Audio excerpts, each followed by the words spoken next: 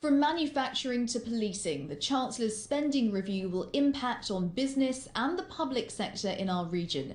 Amongst the losers are local authorities who have already experienced cuts to their budgets and will lose a further 10%. So what impact will more cuts to the public sector have on the East Midlands?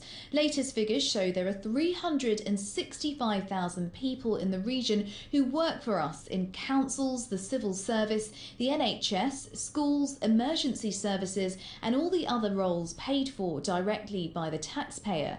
That puts us 6th in the table of regions most reliant on public sector jobs.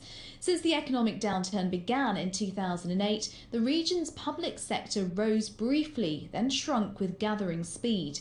In 2010, there were 405,000 public employees. Now there are 365,000. That's a reduction of 10% so far, a trend that will continue with today's announcement. There are departments in the council that are massively overworked, and it's only going to continue to get worse without more investment rather than more cuts. We need investment in the public sector to create wealth, to create jobs in the community and nationally as well. In Leicestershire, a quarter of police inquiry counters are facing closure as the force deals with existing budget cuts. We're facing a current budget challenge of around about £20 million funding gap over the coming 3 years. So we've got to look at a range of options to try and reduce our budget. The government is, however, investing in infrastructure and a pot of money for local enterprise, a move welcomed by business leaders.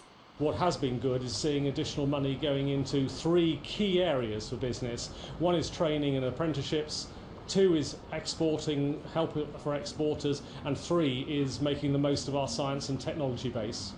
Whilst health and education have been ring-fenced, there are concerns that a further squeeze on local government will put too much pressure on services.